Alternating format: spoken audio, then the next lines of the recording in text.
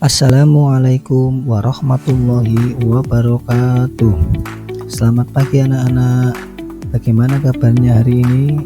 Sehat semua?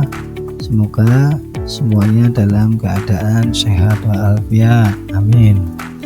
Pada hari ini Pak Guru akan menyampaikan materi bab 2, yaitu tentang meyakini hari akhir dengan mawas diri. Sebelum memulai pelajaran, mari kita berdoa bersama-sama. A'udzu billahi minasyaitonir rajim. Bismillahirrahmanirrahim.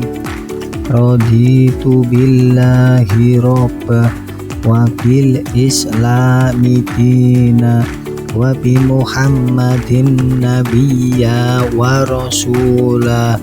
Rabbi zidni ilma warzuqni fahma.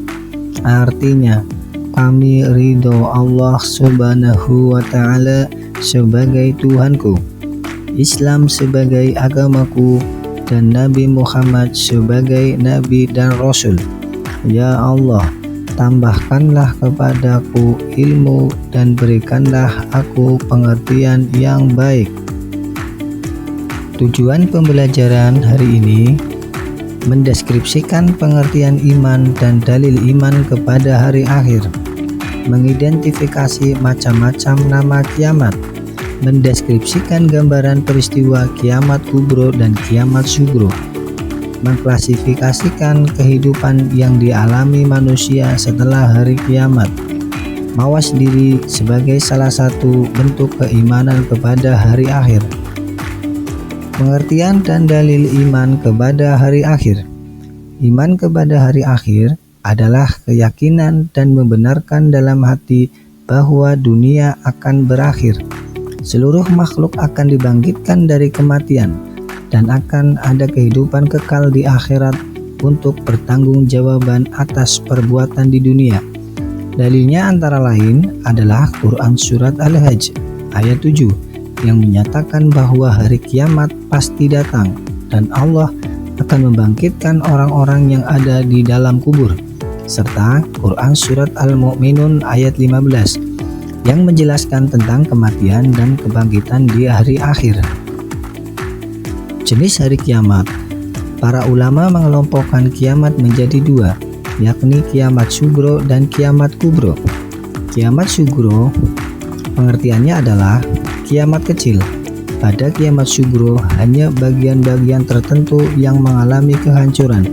Kiamat sugro atau yang disebut kiamat kecil merupakan peristiwa berakhirnya kehidupan sebagai makhluk di dunia ini.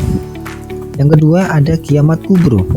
Kiamat kubro artinya kiamat besar, yaitu kehancuran alam semesta dan seluruh isinya, termasuk kematian semua makhluknya, kecuali yang Dia kehendaki. Alam kehidupan manusia pun akan berganti dengan alam baru, yakni alam akhirat.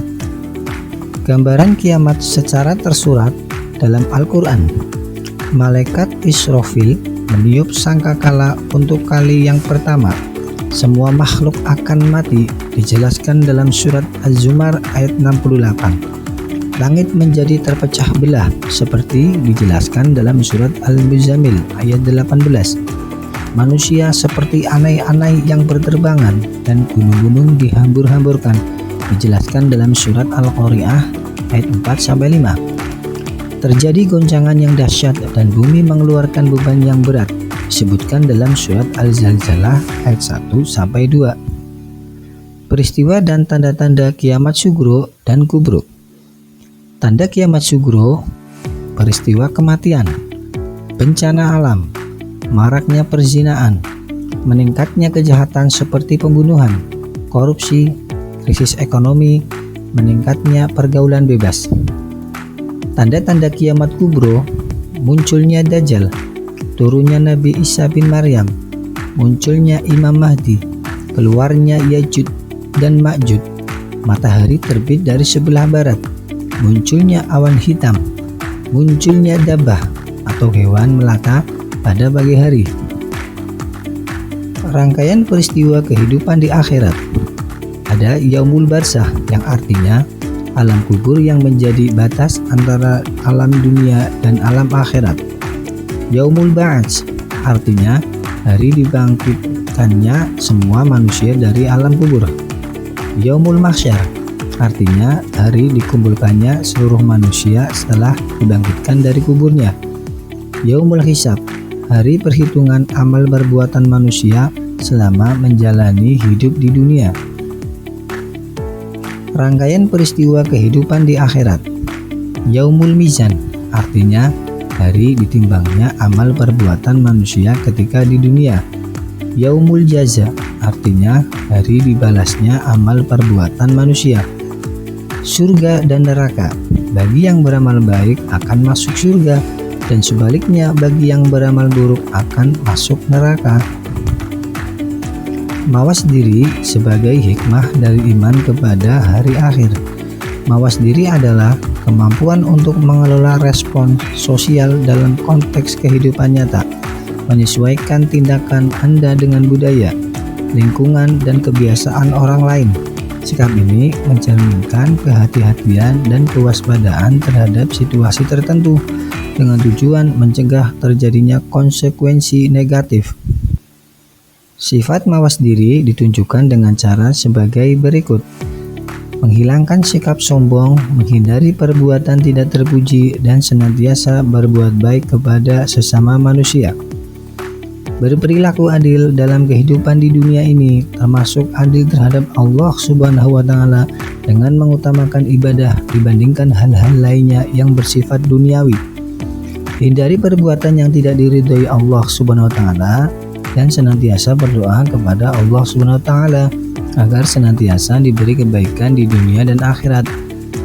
Yang terakhir, berperilaku jujur dengan menyesuaikan antara perkataan dan perbuatannya atau tidak bersifat munafik.